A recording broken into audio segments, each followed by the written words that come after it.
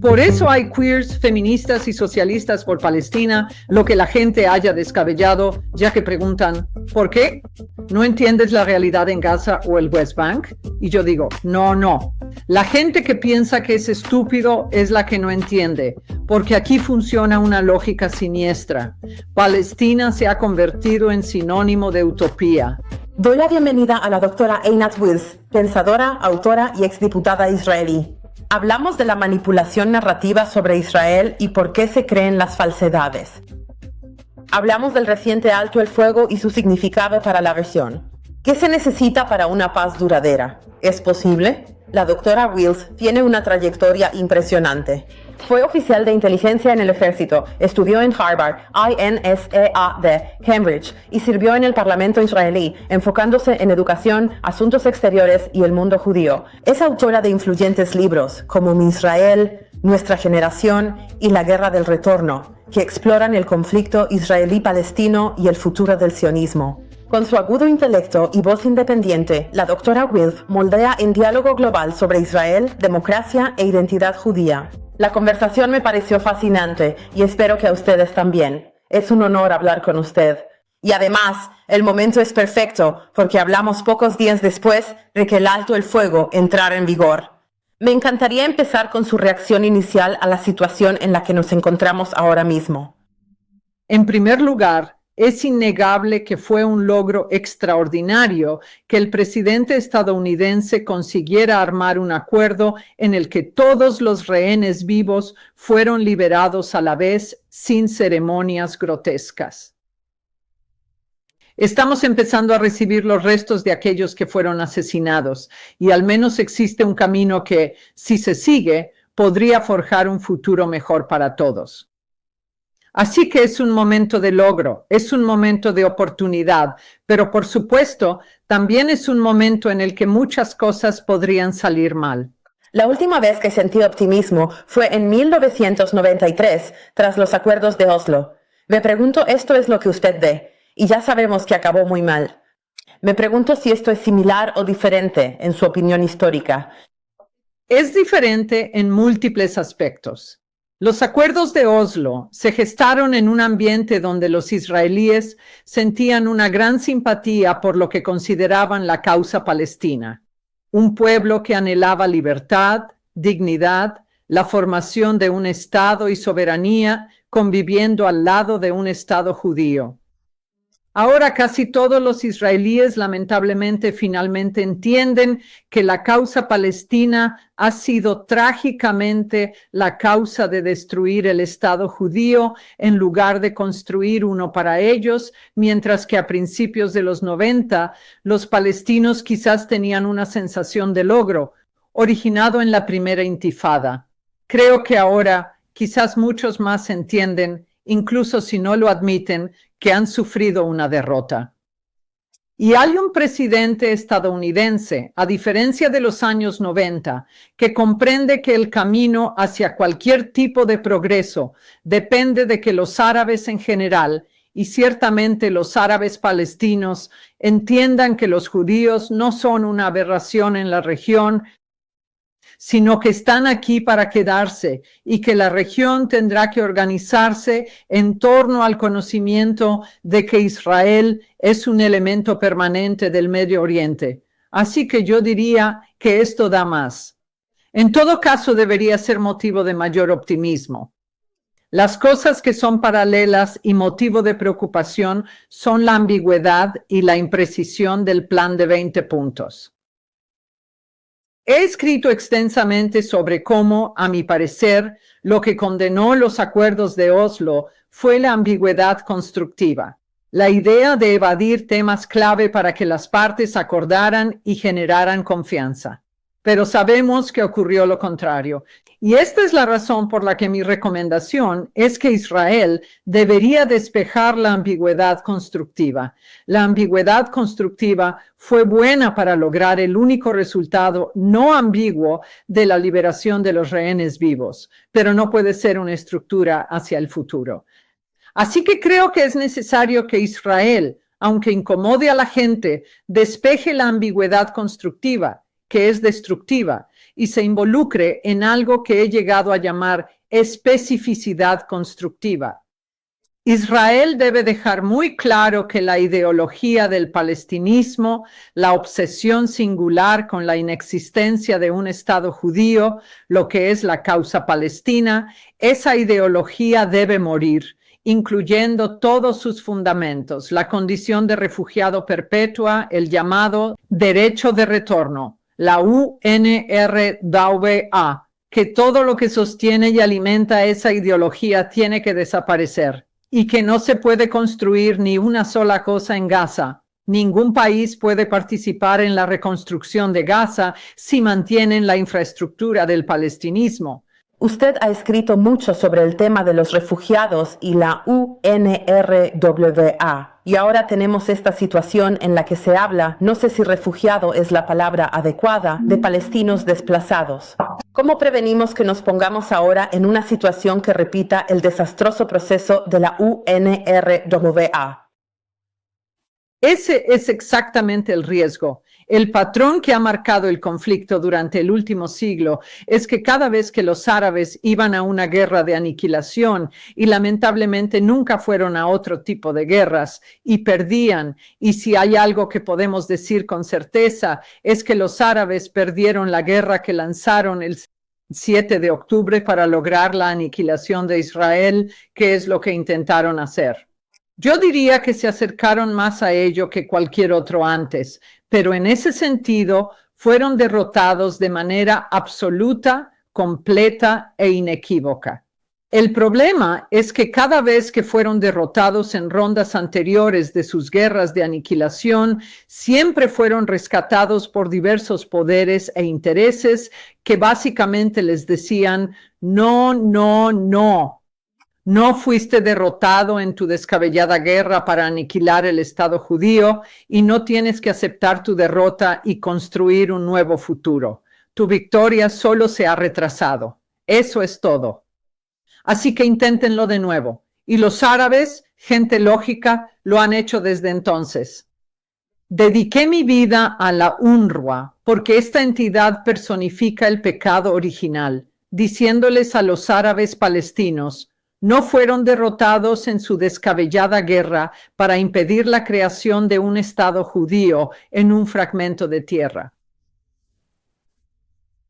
No son responsables de esa elección estúpida. En realidad no perdieron. Su victoria solo se retrasó, así que inténtenlo de nuevo. Y eso hacen con fondos de países occidentales hacia UNRWA. Entonces la pregunta es, ¿seremos capaces de asegurar que esta vez rompamos el patrón y que los gazatíes no reciban el mensaje de inténtalo de nuevo, sino que reciban el mensaje de que la ruina en Gaza es enteramente el resultado de su desastrosa elección de lanzar una invasión a Israel y que necesitan aceptar la realidad de esa elección y que solo pueden construir un nuevo futuro si entienden de una vez por todas que el único futuro que pueden tener es en Gaza, no del río al mar. No son refugiados palestinos. No hay derecho a establecerse en Israel, su derecho de retorno. Y el único futuro que pueden tener es en Gaza y únicamente en Gaza. Y ese es el mensaje que debe oírse claro y específico mientras se habla del futuro de Gaza.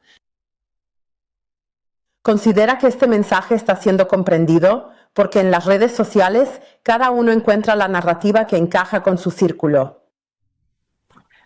No lo suficiente, ni siquiera en gran medida, que es de nuevo, por lo que creo que le corresponde a Israel, como el país que más padece por las reiteradas guerras que los árabes inician una y otra vez.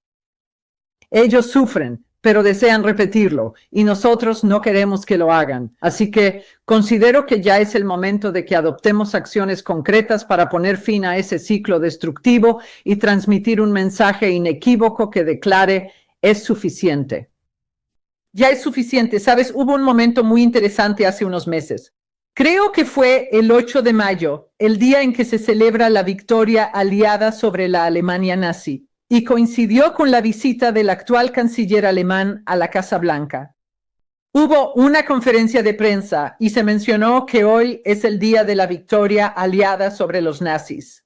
Y el presidente Trump se dirige al canciller alemán y le dice, no es un buen día para usted, ¿eh? El canciller respondió, fue un gran día, pues desde entonces empezamos a construir la Alemania de hoy. Al ver eso pensé, esto es lo que necesitamos aquí. Necesitamos para que los árabes palestinos al contemplar, no sé, el 13 de octubre o la fecha que sea, exclamen, fue un día grandioso a pesar de nuestra derrota, porque a partir de ese día forjamos un nuevo porvenir, nos transformamos en un pueblo diferente y finalmente nos desprendimos de una obsesión que duró un siglo, de borrar el Estado judío. Ese es el futuro a imaginar. Hablas de la desnazificación de Alemania. ¿Cómo aplicamos lo aprendido a la desradicalización de Gaza? Pues sabemos que está muy arraigado desde el nacimiento. Me centro en 3, no refugiados, ni retorno, ni UNRWA. Es simple, porque sí, se puede discutir sobre los libros y la educación y todo eso, pero todos esos elementos se construyen sobre la base fundamental de la legitimidad que le confiere al palestinismo su cobertura, su validez y su motor. Eso debe acabarse. Si agotas ese combustible, si a la gente de Gaza le dices, nadie allí es refugiado palestino, no tienes derecho a establecerte en Israel y la UNRWA legitima esas ideas peligrosas. Esas son las 3 cosas que deben pasar. No son cosas pequeñas, pero son simples y claras. Si eso se logra esencialmente, básicamente eso creará la desradicalización. Luego te encargas de los libros y la educación, pero tendrás una base para trabajar. Lo cual es interesante porque hoy tenemos algo que no teníamos entonces, que son las redes sociales e Internet. Y veo que muchas personas se están radicalizando a través de Internet. E incluso ahora hay una tendencia en la que algunos habitantes de Gaza se autodenominan sobrevivientes del Holocausto de Gaza. ¿Cómo se combate este tipo de radicalización en línea insidiosa? ¿Cómo se frena? Yo diría 3 elementos. Primero, exponer el mecanismo mundial más amplio. Es el ejemplo perfecto de que toda la causa palestina es la del borrado de la soberanía judía. Básicamente, una y otra vez, desde la palabra Palestina, todo se reduce a eso. La palabra Palestina en sí es una palabra secuestrada que fue. En el pasado se asociaba casi exclusivamente con la historia judía y la autodeterminación judía, y fue apropiado para poder borrar la historia judía. Así, se puede analizar metódicamente la creación del palestinismo como identidad e ideología, viendo que siempre se construye como proyecto de aniquilación. Y una de las formas de hacerlo es mediante el constante abuso y mal uso de palabras. Es una forma de exponer el palestinismo tal como es, un proyecto de destrucción y aniquilación, no de autodeterminación, libertad o Estado, pero... ¿Puedes explicarnos un poco? Porque sé que muchos espectadores no tienen el contexto. Oyen palabras como genocidio y apartheid y holocausto de Gaza y piensan, Dios mío, esto es horrible. ¿Puedes explicar por qué eso es antisemita y por qué exactamente no es así? Y además, la naturaleza insidiosa que se esconde detrás de esto es que, por ejemplo, cuando Greta Thunberg se autodenomina víctima de un secuestro, eso es completamente deliberado. Claro, como dijiste, hay que entender que todo es deliberado. Todo se basa en el borrado, la inversión y la apropiación. He escrito y hablado mucho sobre el proceso, llamándolo la estrategia de pancartas. Lleva décadas en funcionamiento. La llamo así porque se ve fácilmente en pancartas de manifestaciones anti-Israel, que son visualmente muy simples. Son ecuaciones donde Israel, el sionismo o solo una estrella de David dibujada se equiparan con una letanía de 10 palabras: colonialismo, racismo, apartheid, limpieza étnica, nazismo, genocidio, holocausto.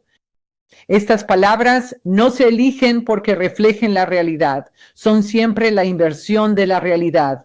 El sionismo es un movimiento descolonial antiimperialista que salvó a los judíos del apartheid y de la limpieza étnica y del genocidio en Europa.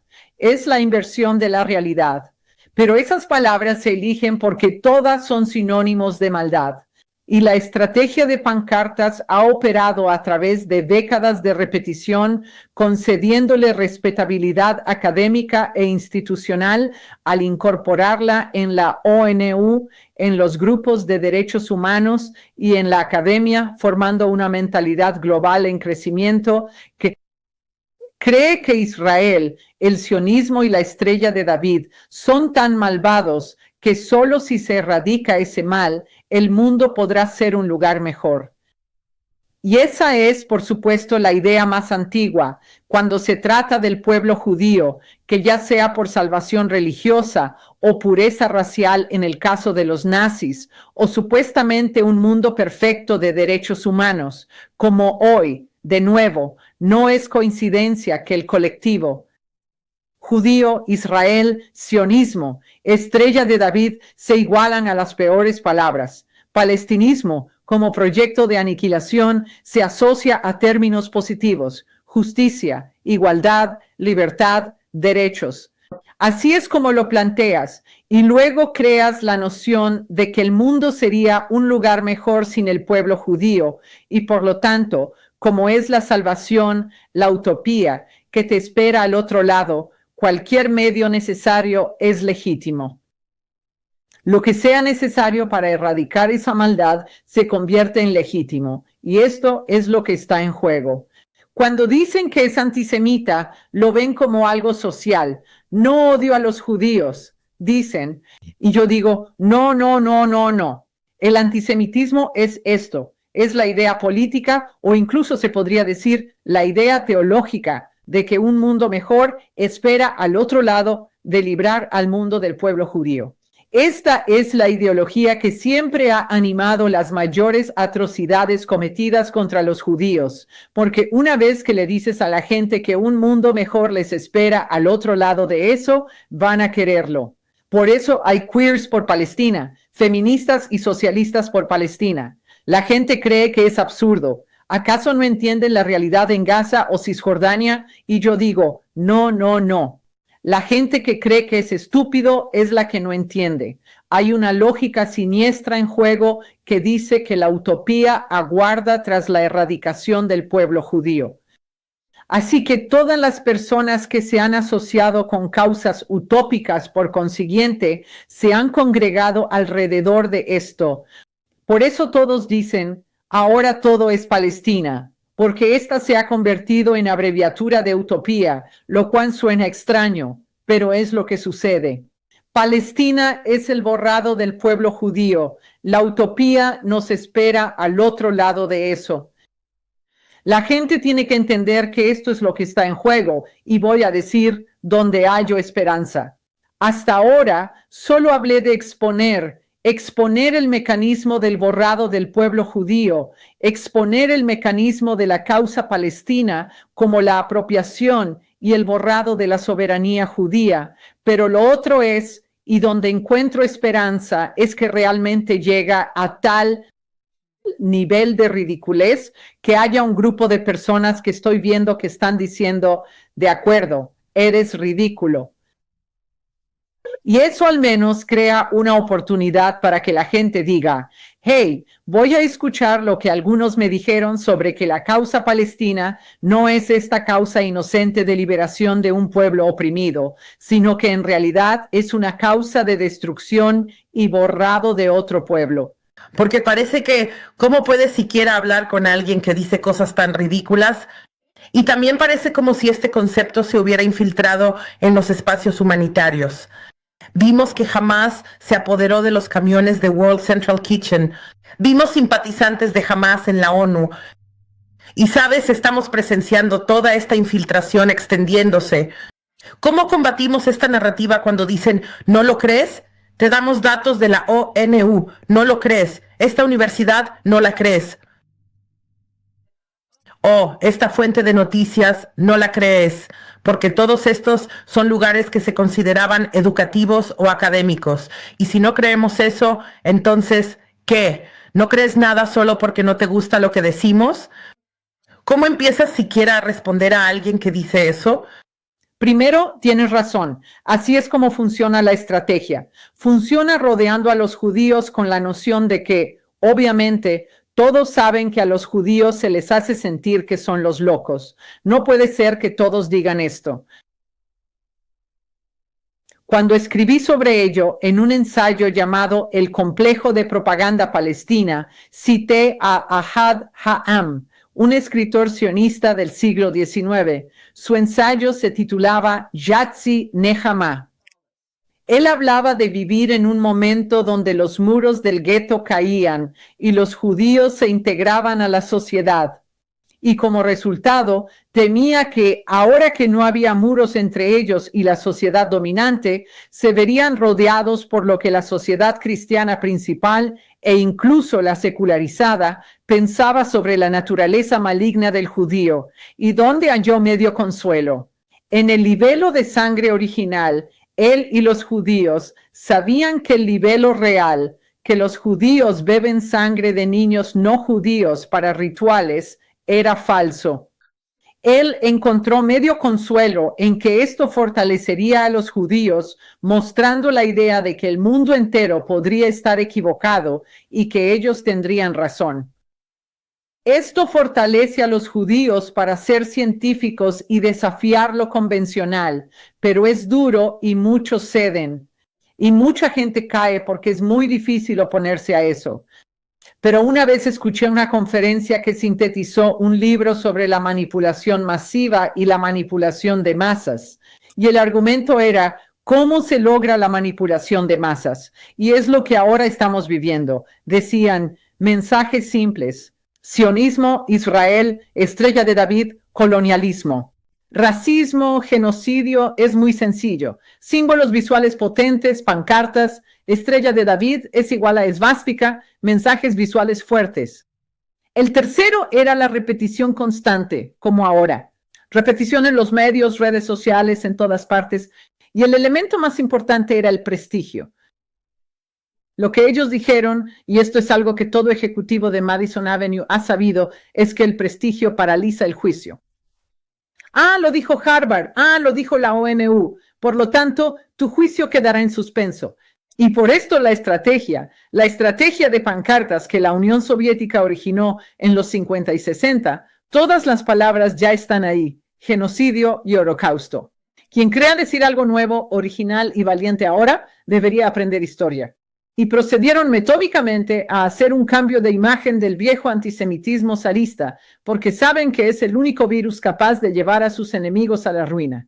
Lo lograron con éxito en Alemania. Creo que es lo que están intentando hacer ahora con Estados Unidos y Occidente. Aunque la Unión Soviética ya no exista, la estrategia ya está en marcha. Ellos iniciaron el blanqueo de sionismo es racismo en la ONU en los 70. Y luego Israel es un estado de apartheid en la convención de la ONU. Y en lo académico le dieron a todo esto un prestigio académico que exportaron a los círculos académicos de izquierda en Occidente. Y de ahí pasó al mundo anglo-occidental. Así que sí, estoy de acuerdo contigo. Los judíos se ven obligados una vez más a estar en la posición que todo el mundo piensa. ¿Sabes? Suena conspiratorio y descabellado, pero necesitamos prepararnos para entender que sí, hay momentos en que el mundo es arrastrado a esta manipulación masiva de que la utopía aguarda al otro lado de la erradicación del judío colectivo, y debemos comprender que sí, todos están equivocados y nosotros estamos en lo cierto.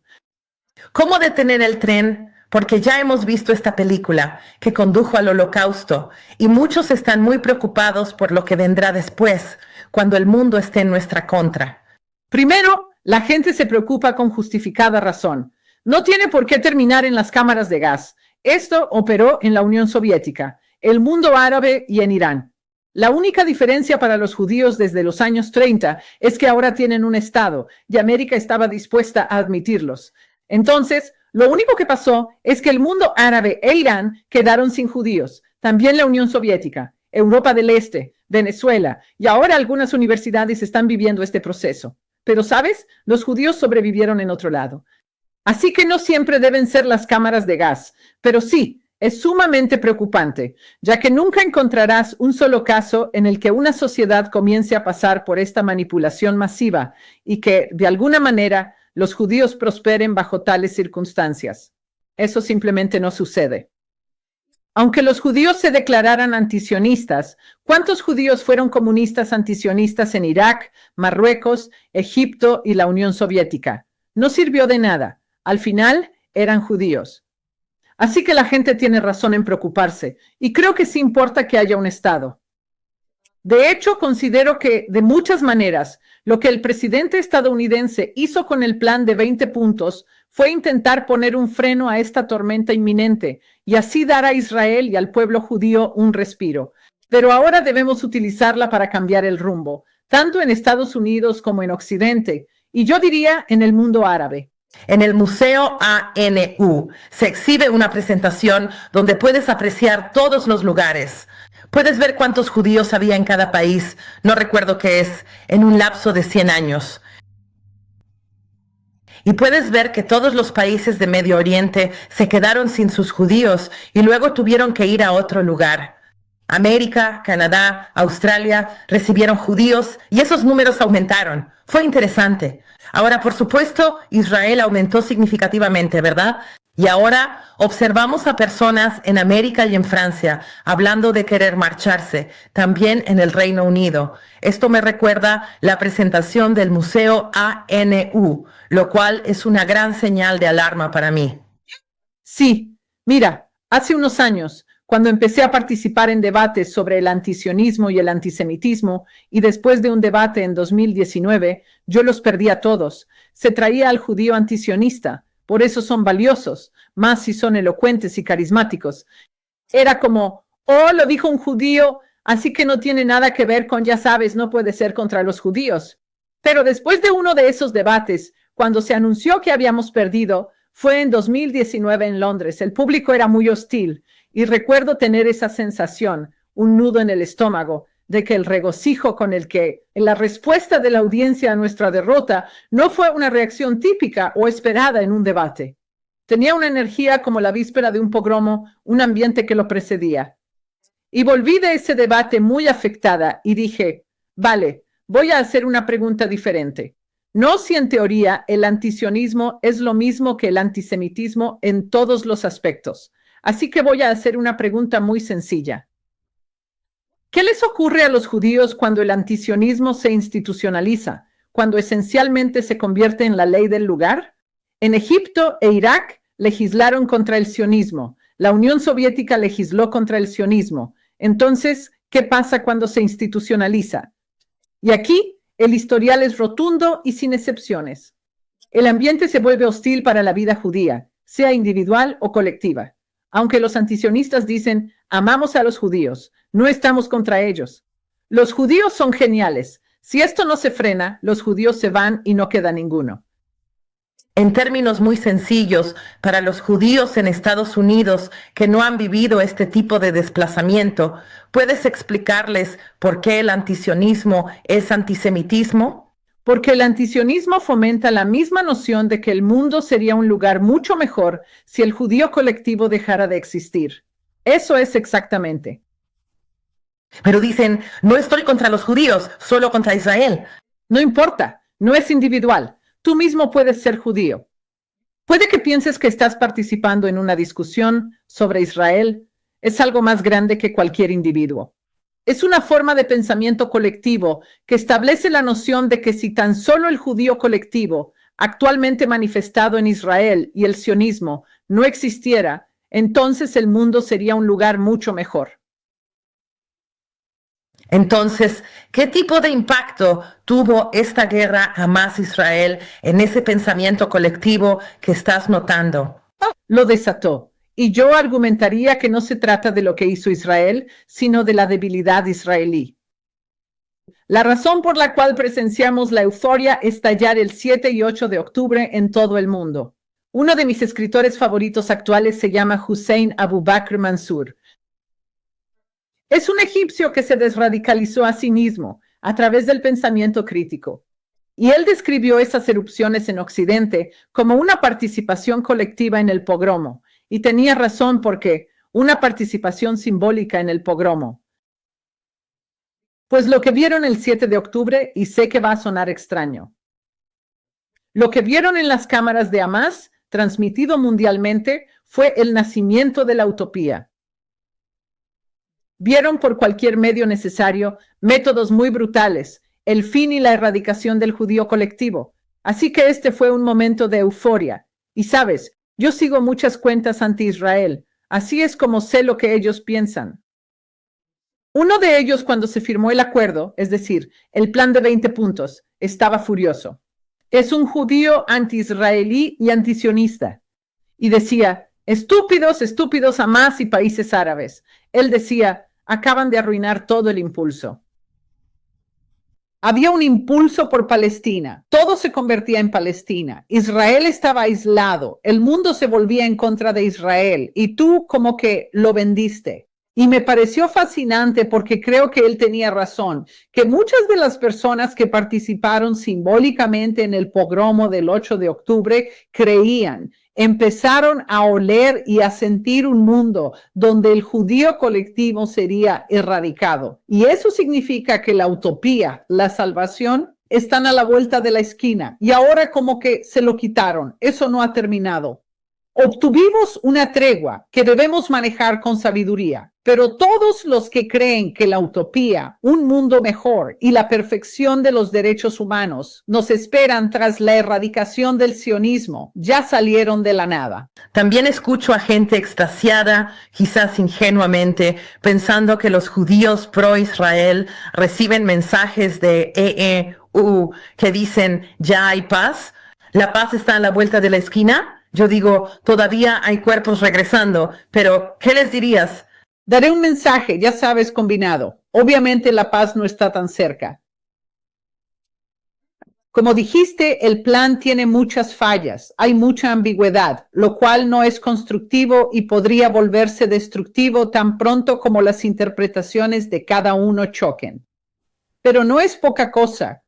Como he seguido al presidente Trump por un tiempo, él entiende instintivamente que en el origen, en el núcleo del conflicto, no yace la intransigencia israelí, judía y sionista, sino la obsesión árabe, y especialmente palestino-árabe, con la no existencia de un Estado judío. Y lo dijo en la Knesset. Miren toda la destrucción que su antisemitismo y odio les ha traído y vean a los países que lo están superando. Ya saben, están construyendo algo. Los países del Golfo que lo están superando. Él entiende que armar y apoyar a Israel y un Israel fuerte es un mejor camino a la paz que presionar a Israel y hacerlo parecer débil. Porque cuando Israel es débil, como dije, los pogromos simbólicos y todos los que creen que la utopía aguarda salen de la nada. Así que si alguien tiene la oportunidad de traer realmente la paz, es este presidente estadounidense, curiosamente, porque está abordando la dinámica correcta. Ahora creo que un escenario probable es que habrá más acuerdos con países árabes y musulmanes. Eso es realmente posible.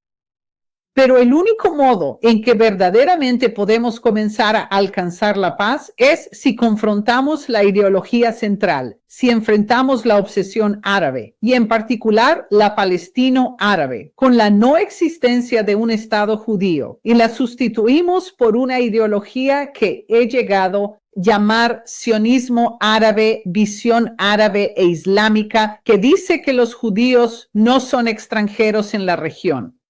Nosotros, árabes y musulmanes, por nuestros textos y tradiciones, reconocemos a los judíos como un pueblo con historia, cultura y apego ininterrumpido a esta tierra, y abrazamos a Israel como la expresión política moderna de esta conexión. Esa es la única forma de alcanzar la paz. Pero bajo la dinámica del presidente de Estados Unidos, ¿veremos más acuerdos con países árabes y musulmanes? Yo diría que es probable. En el pasado dijiste, y tú también fuiste parte de este grupo, que una vez creíste en un Estado palestino. Si Israel simplemente cediera el territorio, habría un Estado palestino. Y tú has mencionado cómo te percataste de que esa no era la realidad y que deseabas entender qué era lo que ellos anhelaban. ¿Qué crees que desean ahora y qué piensas que podría llevar a una paz duradera con los palestinos? Desafortunadamente, todavía quieren lo mismo. He hecho de escucharles atentamente el trabajo de mi vida. Cuando descubrí que siempre dijeron que querían erradicar el Estado judío usando términos como retorno, condición de refugiado perpetuo y del río al mar, han sido coherentes en palabras y acciones por un siglo. Y al descubrir que siempre lo habían dicho y que solo los israelíes, en especial en el campo de la paz, oímos lo que queríamos oír en vez de escuchar lo que decían, desde entonces me dediqué a escucharlos con atención. Y por ejemplo, incluso si hoy escuchas críticas a Hamas, es por su fracaso en poner fin al Estado judío.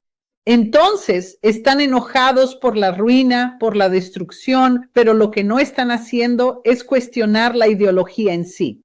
Siempre cito el ejemplo de cómo hoy se cree que la Nakba fue la historia de árabes inocentes despojados por sionistas malvados. Pero en su momento, cuando se sabía que fue una guerra árabe para destruir un naciente Estado judío, quien acuñó el término la Nakba, el desastre, el árabe, intelectual Konstantin Sureik describe la Nakba, el desastre, así. Dice que 7 ejércitos árabes buscaron someter el sionismo y devolver a los judíos a su lugar inferior en la sociedad árabe y musulmana. Dice que 7 ejércitos fueron a someter al sionismo, así que no había duda de que los ejércitos árabes invadieron e intentaron eso y regresaron sobre sus talones, impotentes. Así que el desastre, es el fracaso en someter y derrotar a los humildes judíos, a los judíos para quienes el mundo árabe y musulmán por siglos los vio como el pueblo humilde y despojado que podían humillar. Esa fue la Nakba. Él escribe un libro completo y todo el libro es un ensayo largo. Ni por un solo instante cuestiona la meta de subyugar al sionismo. El libro es muy crítico con la sociedad árabe. Podrías decir, un libro crítico con los árabes. Critica la sociedad árabe. Dice, no somos lo suficientemente modernos ni unidos, pero todo es, debemos mejorar la próxima vez. Si hacemos esto, la próxima vez podremos derrotar a los judíos. Pero en ninguna parte dice, es un objetivo estúpido. ¿Por qué siquiera perseguimos ese objetivo? Eso no sucede. Así, ves la misma dinámica, lo cual enlaza con mi idea inicial. Se requiere un cambio de ideología. Ahora no oigo voces públicas, y en el mundo árabe solo las voces públicas importan. No escucho voces públicas que digan basta. ¿Qué objetivo y visión tan estúpidos a los que dedicar nuestras vidas? ¿Podemos centrarnos en construir para nosotros en vez de destruir el Estado judío? Esas voces. Hay 1, 2, 3, 4, pero ya. No se observa un cambio verdadero y es por eso que, una vez más, los gazatíes, los árabes de Cisjordania y de Jordania, tienen que comprender que esta vez no se repetirá el patrón de intentarlo una y otra vez. Así que, para lograr la paz, esta ideología tiene que cambiar, lo que en realidad significa nada menos que la transformación de lo que se ha convertido en la identidad palestina, de destruir lo que los judíos han construido a construir algo para sí mismos. Es un encargo difícil, no me hago ilusiones, pero es lo único que nos llevará a un futuro diferente, lo único. Estamos viendo las voces individuales que se pronuncian en contra de Hamas o las que han sido excomulgadas o repudiadas por la comunidad árabe. También escuchamos de Hamás y del palestinismo decir, haremos lo del 7 de octubre una y otra vez. ¿Qué se supone que debemos interpretar de eso? Como dije, escúchalos. De verdad, ¿sabes? Yo estaba. Fui oficial de inteligencia israelí hace 30 años. Cuando me fui, dije, mira, no necesitamos tanto dinero para obtener inteligencia secreta. Nos lo dicen. Nos dicen muy claramente lo que van a hacer. Y nosotros simplemente decimos, nah. Eso no puede ser. No lo dicen en serio. No creerán que pueden vencernos. Realmente no lo quieren decir, sí. ¿Qué sacar de ello? Saca exactamente lo que ellos están diciendo, a menos que oigamos otras voces. Y lo que dijiste sobre la presión social en contra, por eso lo único que importa es lo que se dice públicamente en el mundo árabe, porque cuando las cosas se dicen en público, sabes que el tejido social ha cambiado. Si no se dice en público, sabes que no ha habido cambios. Si alguien te confía un secreto en la cultura occidental, lo valoramos mucho. Eso debe ser verdad, pero en la cultura árabe, solo lo que se dice en público es valioso. Todo lo que se diga en privado no tiene valor. Hasta que no oigamos voces públicas que no sean acalladas o excomulgadas de inmediato, que comiencen a escribir ensayos, libros y aparezcan en la televisión árabe diciendo, fue una idea estúpida. Perdimos un siglo. Las sociedades que siguen el antisionismo son perdedoras. Ninguna sociedad árabe mejoró por el antisionismo.